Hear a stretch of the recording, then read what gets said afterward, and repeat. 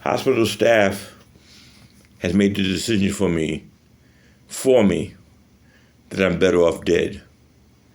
At the same tune as the resident doctors in 2015 when I asked for a low salt diet, who said, when we decide and think you require a low salt diet, we'll give you one in place of my personal thoughts and feelings. And days later, I got the edema and was diagnosed with kidney failure, which is why they wanted to do a biopsy of my kidneys. So that is the problem. Now they have me allegedly declared I lacked the mental capacity, which somebody on my behalf can advocate what's best for me now. When the judge appointed a guardianship over me, which means you decided already I'm considered dead. And that's what's best, because you're the ones who make decisions for me now. Until I'm in the care and custody of somebody, you understand it? That's going to be a liability issue that's going to deal with the responsibility of my passing. You took the responsibility, Long Island Jewish. You felt strongly, you was the hospital that followed through. What the past hospitals did was they started the campaign, but then they abandoned it, realizing they don't want to be held liable. And they tricked one of the main artery hospitals, Long Island Jewish of Queens, and put the decision on you. You took away my cell phone. You did all kind of, how those don't help. How though ain't no aid, ain't no cure for shit. You hit me 6 times with that shit.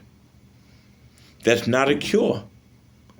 Anytime you got to go back, anytime you're drinking Kool-Aid, the beverage, and you make it sweeter the next time, means it was not sweet enough the first time, because you wouldn't get maximum flavor.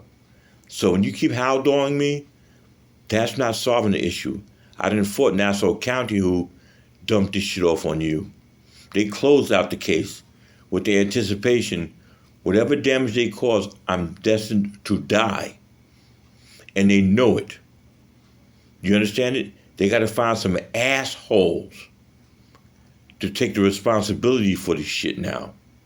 And they found you, Deidre upstairs, and everybody else who, no matter what I try to say to you, you don't listen. Then use Lisa Bocello, or whatever her name is, on a FaceTime up on the 9th floor, who swears I had an AOT case in the past, and I know her in the past. I don't know who the fuck she is, not because I have memory. I remember everybody involved with that unlawful first AOT that Nassau County said, shh, don't tell nobody that this ever happened. And they did it to the capacity of, we was running an investigation. It could turn out that way, depending on my death or my life. You understand it? They played it very clever, half and half, depending on which direction you want to play this shit. You understand it? Because if I don't pull through, then they will say what they want to say, Nassau County. But the object is to find some dumb assholes, typically Jews, who run around and don't, with all that money and shit, and don't know how to dump my ass off and sweep my case under the goddamn rug. You understand it? Liability. Who is willing to take responsibility, whether it's a nurse or doctor?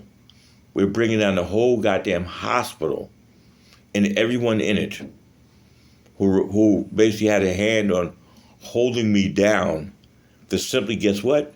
Take Haldol shots. That's one thing they forced me to do. They was adamant I have a mental illness. That they did. But dialysis, they can't really do that. You understand? So they played upon a fictitious history of me being psychiatric when my father is dead and people close to me Not my cousin Lorraine who don't know shit, who actually been discarding paperwork that says I have no mental illness just so I can get duked up my ass by Metropolitan Hospital peace officers. Which is when Dr. Santiago said, we don't understand why his family is doing this shit to him. Lorraine Greenwood, my Aunt Cookie, Kimberly don't speak up for me. Larry don't visit me at all. After that Woodhall assault, definitely Larry. You understand? But when things turn out good with money or Hollywood, they may speak to me. You understand it? That is the embarrassment of stinking ass Lorraine Greenwood, my first cousin. You understand? Who was in Biggie Smalls' video. I love when they call me the Big Papa, the main model in the hot tub. You understand? Who no longer listens to hip hop after Biggie Smalls got killed. You understand? Goes to the same church in Freeport my Aunt Pat goes to, who dumped those firearms in my father's basement when he was thought of as he lacked the mental capacity to make decisions for himself. At the time, my brother was stealing his checks from Liberty Mutual and accusing my father of purchasing Toyota cars under my brother's Social Security number. Trying to threaten my father, I'm sending you to a nursing home, whatever the case is. Using the term, twice a baby, once a man, that was killing my father. And that's what they play on, once you understand it. I just watched watched the news report yesterday about the cops who been locking people up and getting them out of their real estate, the NYPD. And I was a victim to that by the Hempstead Police Department, which is why I'm sitting up here right now, begging people from the Justice Department before the real manhood people put my lights out, because they got you in a position, because you all count on that banging, dropping object shit to get a reaction where there's no traces and there's no guilt involved, because a lot of people can participate in generating noise and sounds 24/7.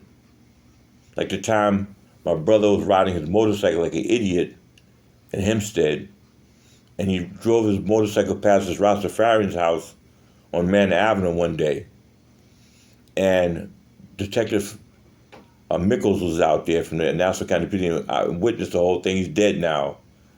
When my brother took that stupid-ass motorcycle of his, like most Myrtle Beach law enforcement, and drove by this Rastafarian's house, he ran outside with a goddamn machete and caught my brother and started chopping his motorcycle. My brother said, "What are you doing?" The Rastafarian man said, "God damn it, my wife is inside. She's about to have a heart attack, and you keep coming down here every day with your fucking motorcycle." He took it personal. Out of his house, right next door to Stacey Majette's house. He couldn't take this motherfucker. For some reason, he felt my brother was doing it on purpose. That's how it is with people who need peace and quiet sometimes, just to heal up the right way. Hold on.